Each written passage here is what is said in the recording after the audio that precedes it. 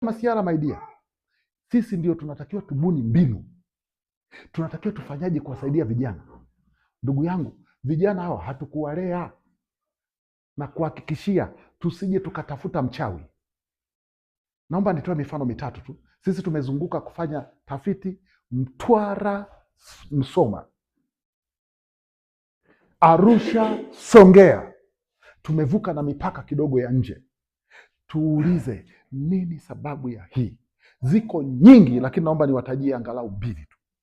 Mbili zinawatosha. Hapa Tunduma ni kamji kakubwa haka, bila shaka academy ziko nyingi hapa, au yes. Na wazazi wengi wanajitahidi kuhakikisha watoto wao wanasoma shule nzuri. Hata wale wa maisha ya kawaida wanataka kujitahidi hivyo. Uongo?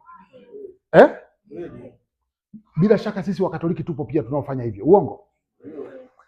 Tafiti kutoka timu ya wenzetu wa Uganda, mapadre na walei, tafiti zinasema, na moja ya watu waliofanya hizo tafiti ni huyu aliyeandika hichi kitabu, Badili Changamoto Kuwa Fursa. Ni katekista mwenzetu, tuko naye kwenye timu yetu. Moja ya watu waliofanya hizo tafiti zinasema mzazi wa maisha ya kati, sio juu ya kati kwa kwetu hapa. Unajua tukikompea usikompee maisha ya Ulaya, tunaongelea hapa kwetu. Hizi tafiti ni za hapa kwetu. Kwa hiyo tunaposema maisha ya kati ni mtu mwenye kipato cha kawaida. Kama sasa hivi Tanzania wanasema imefika $3, $4, sio $4. Kwa hiyo ina maana tukisema kati, ina maana tunaongea mtu mwenye kipato cha $1, $2, si ndio? Maanake cha chini ni chini ya $1, si hivyo? Sasa anasema kwa elimu huyu mtu atatumia milioni 150 ya Uganda.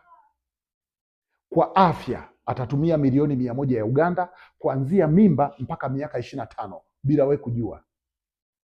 Kata katoto joto, hembu nendeni pale, chukueni panado ya 1000.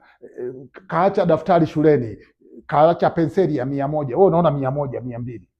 Ni milioni 100 mpaka anafikisha miaka 25. Tunategemea ametoka mikononi mwako, amemaliza chuo kama ameenda. Kama akwenda chuo, anaanza kujitegemea huyo. Milioni 150 kwa elimu, milioni 100 kwa afya. Lakini huyu kwa mambo ya kiroho atatumia 50,000 na 300,000. Ila akishakuwa mtu mzima, hiyo miaka 25 katoka mikononi mwako, anaamua kutokana na ile 50,000 ulioweka hapa. Ndio unaona vijana miaka 50, 30 anavaa suruali kama zina maparachichi huku nyuma. Si hapa kuna 50,000, huku kichwani uliweka mamilioni, huku kuna 50,000. Ndio wanaoamua kuolewa, wanaume anataka